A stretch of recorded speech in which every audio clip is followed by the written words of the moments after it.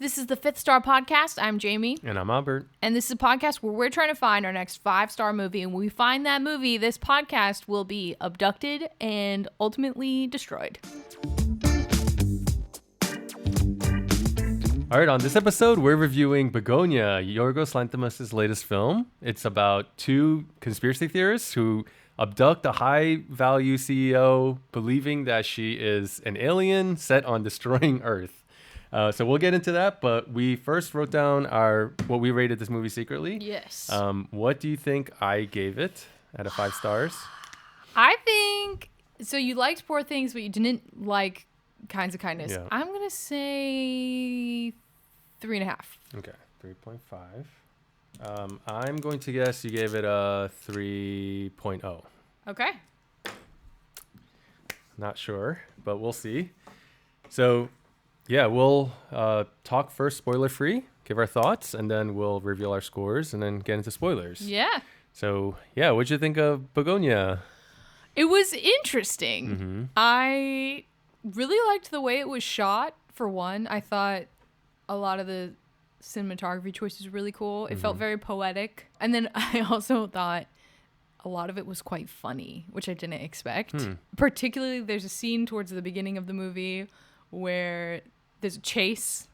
That's all I'll say. Yeah. And it's like completely silent, like no music. And all you can hear is like them tumbling in the grass or like them running around. And it's like, it feels awkward.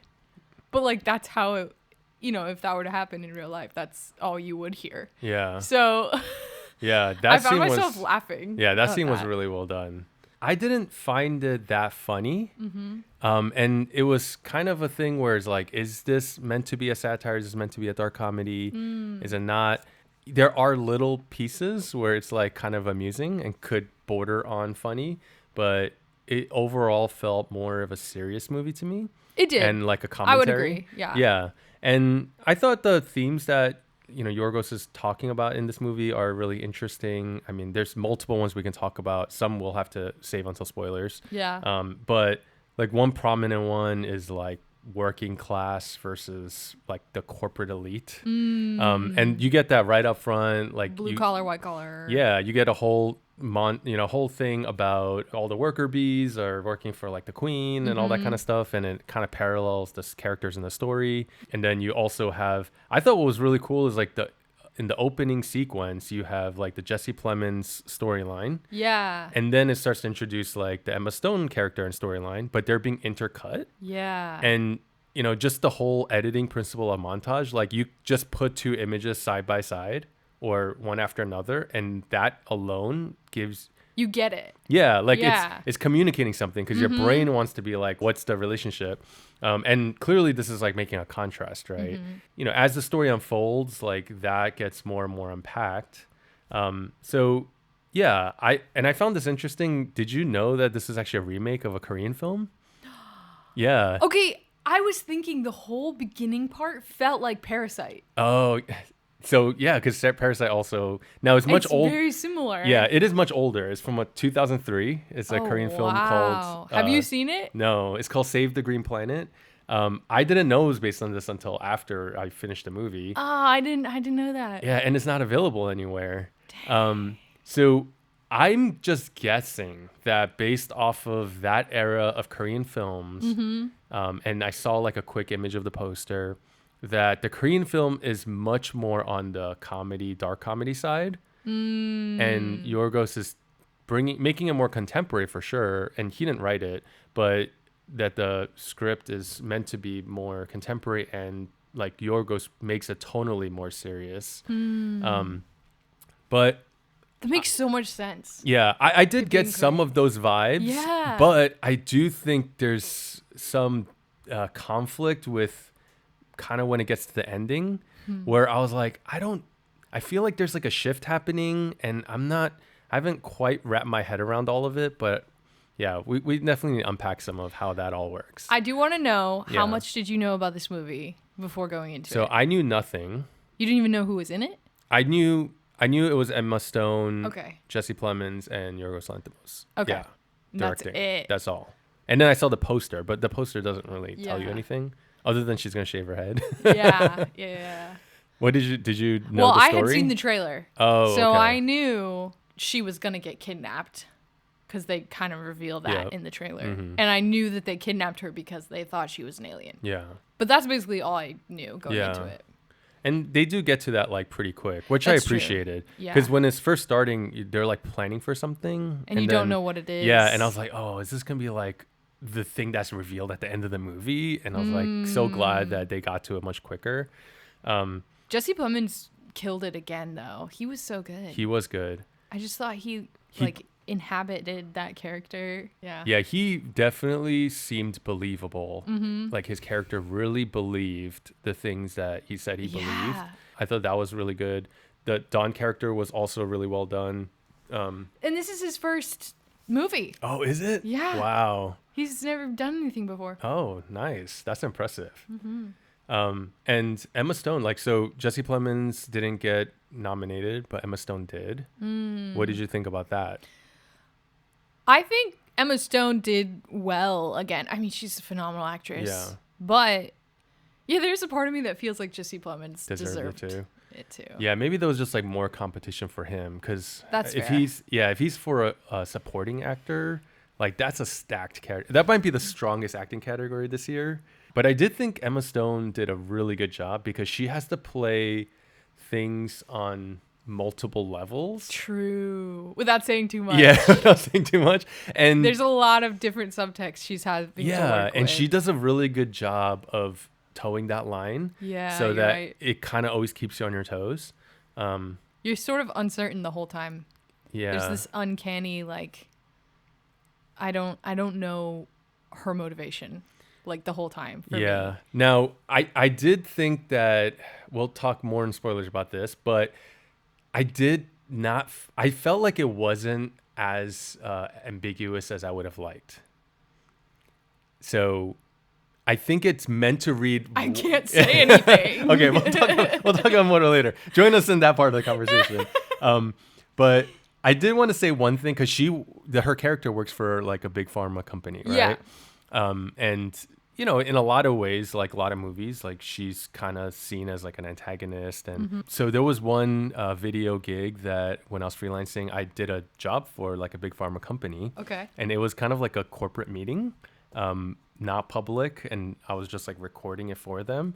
And it was quite eye-opening the way they would talk. So they had like this new drug that was about to go on market. Like, hey, like we have a few years to like maximize this thing and, you know, whatever. But then they start getting into the nitty gritty of like all the deals that they have with like CVS and Walgreens and, you know, placement and what aisle and what height on the shelf and, you know, all this kind of stuff. All part of like the marketing and sales part of it. Yeah. Right.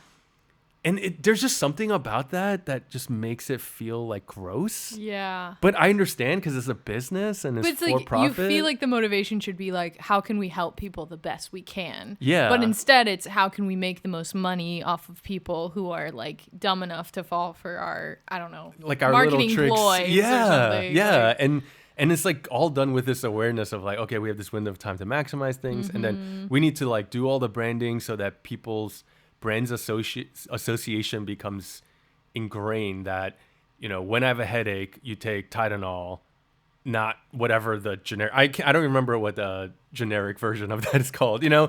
And because of that, people are going to always like, even after the patent expires, like be willing to pay for that. And, and so there is these like kinds of themes where when you talk about this disconnect between this really elite corporate kind of leadership and all this stuff that feels so disconnected from common day-to-day like working class people and their lives.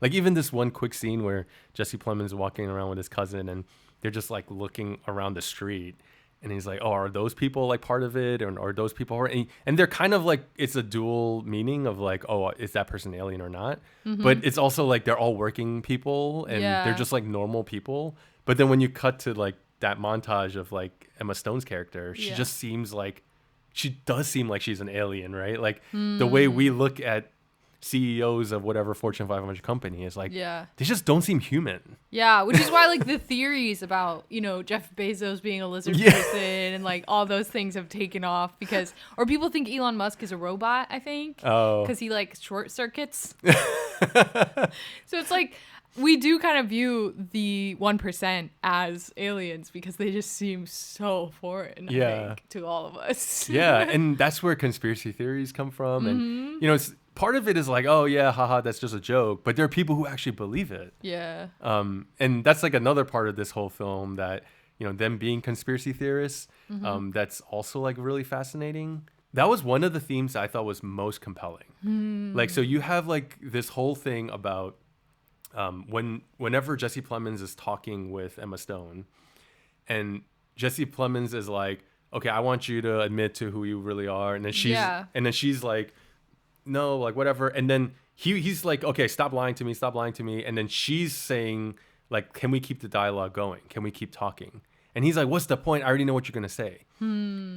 Is this not the way it is when we think about like people on both sides of like conspiracy theorists versus like people who believe in this or that? And, the movie talks about like being stuck in your echo chambers. And, like we've kind of come to this point where when people believe something so much, like there's no way you can reason, right? Yeah. Because everything you say, they're going to be like, oh, that is what you would say because of whatever conspiracy theory they have. Yeah. Right. And so there's like no way to have dialogue. And so that whole like symbolism and that whole this story being like a metaphor for all of that, I thought was really interesting. Yeah. I didn't really catch any of that, but you're right. Yeah. There's no like actual like listening and dialogue. Yeah. I mean, I hope that's She says that all the time. She's like, can we have a dialogue? Yeah. Can we have a dialogue about that? Yeah. And he's like, is this a play? Yeah. The way she spoke was very like alien. Yeah.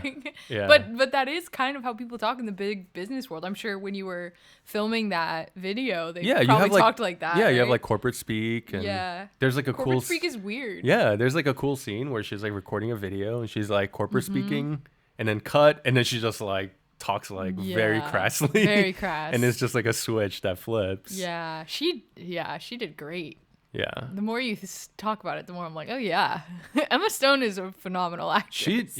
There was a part of me that was like, oh man, I don't know another Emma Stone in a Yorgos Lanthimos, and she was great in Poor Things, but because I felt like Kinds of Kindness wasn't as strong, I wasn't really looking forward to this. I remember that you were like not sure you wanted to watch it until it got nominated. Yeah, but then like I watched it and it's like, no, I think she does really good work and in this film, and overall I think if any of you guys were turned off by Kinds of Kindness, I do think this is worth giving him another shot because it feels like a grounded story. Yeah. Like it does feel like a cohesive thing. And there's still things that we need to unpack, I think, messaging wise and what he's really trying to say, that I don't know completely all fits together. But and maybe it's because it's already based on an actual film. I really want to see that now. Yeah. Should we reveal? Okay, let's do it. Sounds like we're ready. All right. So you thought I would give it a 3.5 out of 5, and I did give it a 3.5 out of 5. You got me too. Oh, interesting. It was sounding like you liked it more than a 3.0. I think from a purely practical sense, it was a good movie. Okay. For me personally, like my own enjoyment, I didn't really like it. Okay. I haven't really thought about it that much since watching it because I watched it a couple months ago. And then it hasn't grown on me. Interesting. The ending is so weird that I just kind of got turned off by the ending. Okay. Well, but I really liked the beginning. Well, we'll talk before we get into spoilers. Would you recommend this film? And if so, who would you recommend it to? I'd probably only recommend it to like film people. Okay. I think this movie actually, like, if you have not seen a Yorgos film, I do think this is a good kind of entryway kind of movie. Yeah, it's less crazy than like Poor Things. Yeah. Now I like Poor Things better. I think it's much bolder. I think I also gave Poor Things a higher score. Okay. Yeah. I think he goes bigger in Poor Things, and that world that he builds is so much more interesting. But I think this is a much more accessible film of his, especially more than like Kinds of Kindness. Yeah. So I do think it's worth watching, and these kind of themes that are being brought up, I think are are interesting. I agree. They are interesting. Yeah. Like, I like talking about it. Can we talk about the ending? Yes. Okay, so getting into spoilers. Please explain it to me. Okay. Well, what did you think of the ending? I thought it was so weird. I was like so confused because so she goes to the office. Yeah. And it seems like she's just pretending to put in a code in the calculator, stalling for time. Then she puts him in the closet, and then he explodes, and it's gross. And then she escapes from the ambulance, goes back into the nasty closet, and then turns out she's actually an alien. And the entire alien segment, I was like, I have no idea what's going on. I'm completely lost at this point. It was so weird. So before this all starts, though, them going there, she tells him, oh, like, I actually have the cure for your mom, and it's in a yellow bottle and whatever. He takes that while he goes. You're wondering, why is she not running away? Because she gets the keys. And that part was one part that kind of was like a plot hole that I thought was like kind of weird.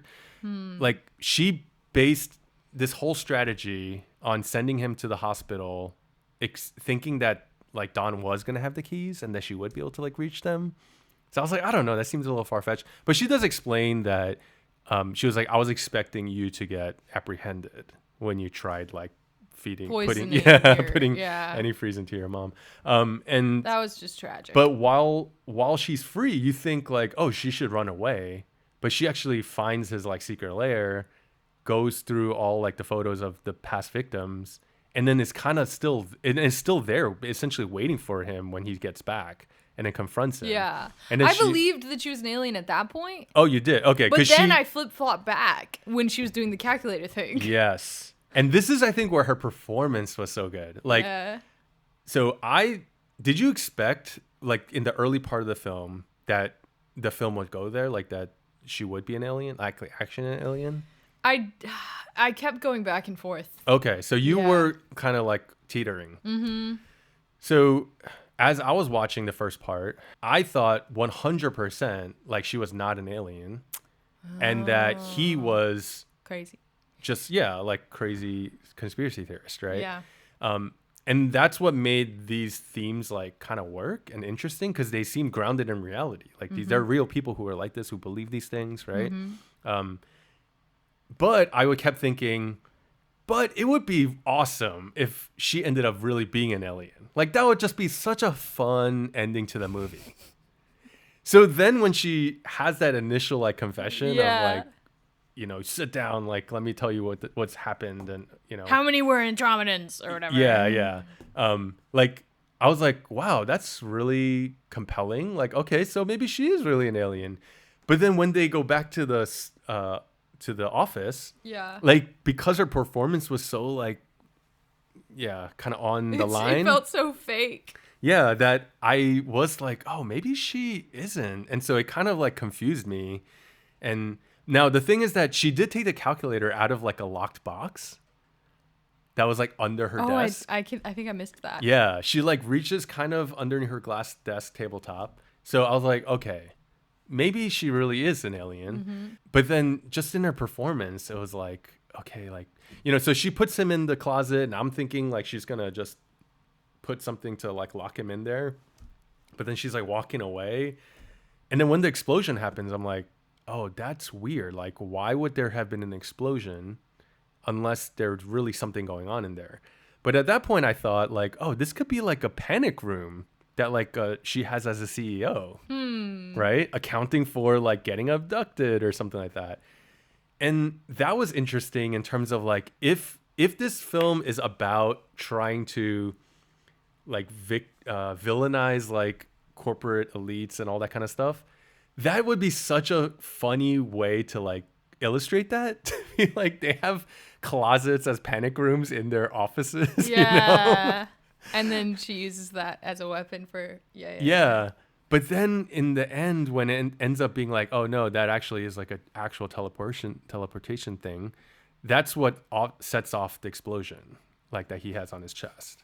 That makes sense, I guess. Yeah. And so she teleports him knowing he'll explode. Yeah.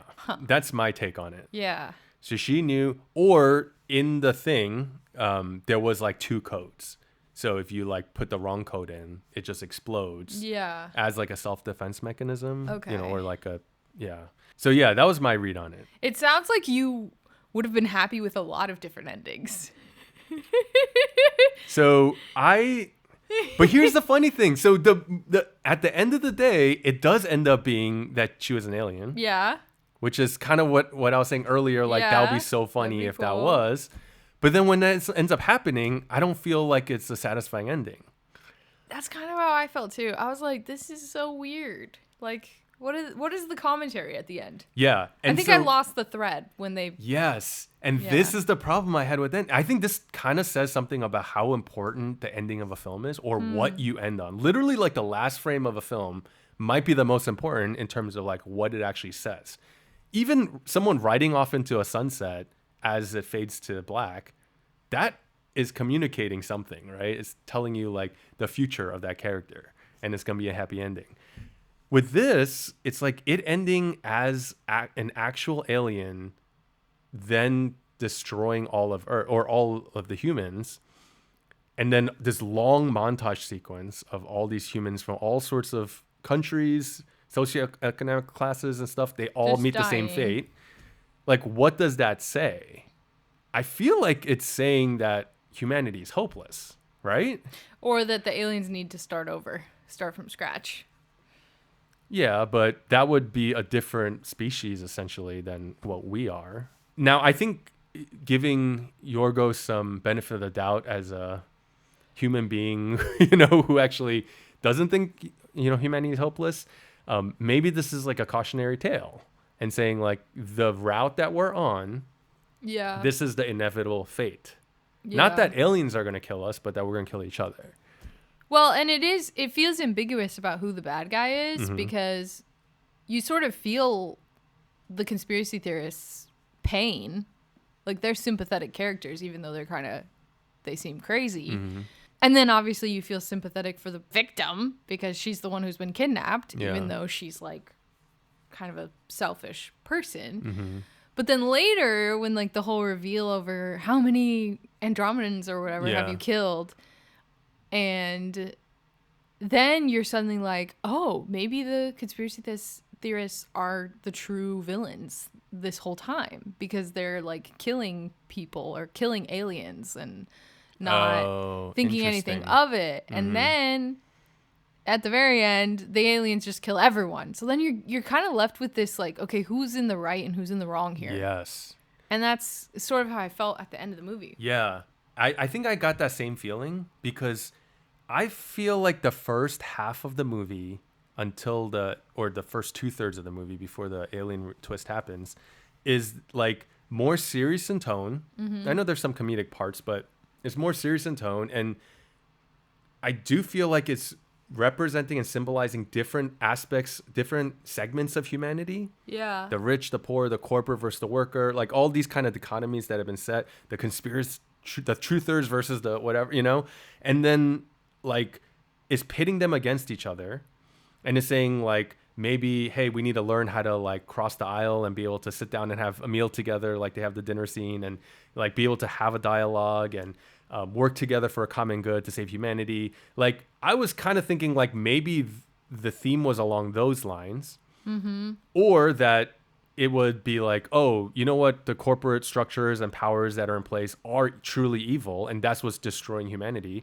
Like, if, let's say she turned out not to be an alien, and then he explodes, and then she goes to the hospital and ends there, right? And then she's like, these people, they think that They're they have crazy. access. Yeah, like, and then she just continues on in her life, and the movie ended there. I think it would be a huge, like, indictment or, a commentary on, like, look at these corporate powers, right? And look how evil they are. Like, she's so evil that she can deliver that whole like speech about being an alien in such a convincing way, and then lead him to like this kind of like obscene death, right? When she had an opportunity to just like tell the security guard at the front desk, when she's going in, and get him arrested, for example. But like, this is just how cruel like corporations are. Like, that could have been like a more consistent theme with like the first part of the movie. That would have made sense with the first part of the movie. Yeah. But then you have like this going on, and then when it ends up being like, oh no, she really is an alien, and we all end up dying, the rich and the poor and everybody. Yeah. Then all of a sudden you're like, wait, yeah, who is the bad guy? What is the reason that we all are suffering? And it feels very inconclusive. yeah. Yeah. And, I think that's part of this that was also interesting about the conspiracy theory thing is like you have Jesse Plemons' character who is a victim. He has been abused by his babysitter. His mom is kind of crazy too. Yeah, but also because of like these trials and stuff that they've been experimenting on her, right? So she's a victim and all this kind of stuff. So he's clearly suffered. Yeah. And like as a result of that, like you can understand the temptation for why when you've suffered in your life, things in your life are not going well, the temptation to believe like, you know what? It's all this one thing's fault. There's this one mastermind, this evil force or presence or person or whatever that is behind everything. Yes. That can make sense of all of the pain and suffering. Yes. Right? Yeah. Like that is so compelling. Well, I've heard a quote recently too that like we ask why things happen because we think it'll take our pain away, but it doesn't. Yeah. And that's kind of what his character was doing the whole time. He was trying to figure out like why this was happening to him because he thought that would make it better, but it wouldn't make anything better. Yeah, and he says like I've tried it all. Like I spent a few years going down this worldview and that one and all these different things, and this is kind of like maybe asking the question of like we all experience suffering as human beings, some more than others. And what is the explanation behind it? And how do we fix it? Like, there's something clearly wrong with the world. There's something clearly wrong that we see in the way humanity is playing things out. And we want to fix it, but like how? And what's behind it all? And I think like that's the part that's interesting. And when the film is like being serious about those themes, it's like, it makes you really think about it. But then when the alien thing happens, all of a sudden it feels like disconnected from that reality. Because it's like, Yorgos clearly doesn't believe aliens really exist, right? And right? that they're, you don't, right? And that they're really the forces behind everything. So now it just kind of makes you question that whole conversation that was happening early in the film, It does. And it also makes you see the Jesse Plemons character as a genius rather than a crazy person. Yes. Or even not even so much a crazy person, but like a person who is trying to make sense of his pain and suffering and is kind of stuck in a certain like perspective that turns out to be true. Yeah, but then ends up turning out to be true. And then so, yeah, like is he now not a victim anymore? He's actually the hero. He's actually the one who can see everything clearly. But then also he's the reason for, Emma Stone killing everyone. That's true. Yeah, like so he was actually almost going to save humanity, but he ends up destroying it indirectly. I think this film was kind of like, it could have been serious like it was in the beginning. Yeah. And ended up not being aliens and being like a really stronger message and a more punchy commentary or satire. Yeah. But then, or it could have been the alien thing, but been more funny and comedic throughout. Yeah. Then it would have kind of felt like it doesn't just come out of nowhere. I think I just need Yorgos to explain it to me. What was your message? Yeah, but then it kind of feels like he's trying to do both. And so it ends up muddling all those themes together. Yeah. That's how I felt. So I mean, I do think overall it was interesting. It gives you some kind of things to think about, but yeah, and I was teetering between a 3 and a 3.5. Okay. But ultimately I landed there because since watching it a couple months ago, I haven't like thought about it that highly. I mean, it's still like middle of the road. It's not like it was a bad movie. No, it wasn't. I do think it was worthy of a Best Picture. I do think it's worth watching. I do think it might be even worth a second rewatch. Ooh. I want to watch the Korean film version. I do too. I do think my expectation is that the Korean one is going to be more of it's comedic throughout. It's going to be weirder. Yeah, and it's going to be more on the sci-fi kind of thing. And I do think like a film like one thing about this film is that sometimes it takes itself too seriously. Yeah. You know, it's like these long dialogue things of like really unpacking all these themes out like really explicitly. Emma Stone's talking about, you know, accusing Jesse Plemons and being an echo chamber and all that stuff. It's like, I don't know, maybe it's just being too on the nose, and when it's just focused just so much on the themes, like it kind of becomes like the story takes a back seat to it. Sometimes like a film should just focus on the story and then let the themes be underneath. And then you're kind of like being carried along by the story and the characters primarily. That's kind of what Eddington did. Yes, because this film was produced by Ari Aster's production company, Square Peg. And so he did Eddington, and then he produced... Bugonia? Well, he produced Bugonia. Both of them? No, but he directed Eddington. Oh, wow. Yeah, and because so there's a lot of like themes that kind of cross over. Yeah. Conspiracy theory wise. Yep. And in Eddington, it's also like very heavy on all these kinds of themes and corporations and all these kinds of things. And Emma Stone's in both.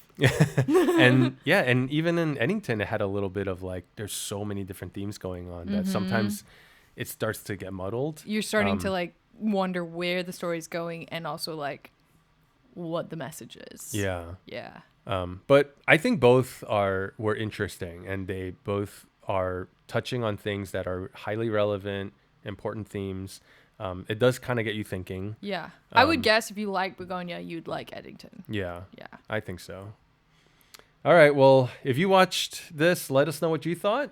And you can follow us on YouTube, Spotify, Apple Podcasts, or Letterboxd. And join us next time as we continue our quest for the 5th star.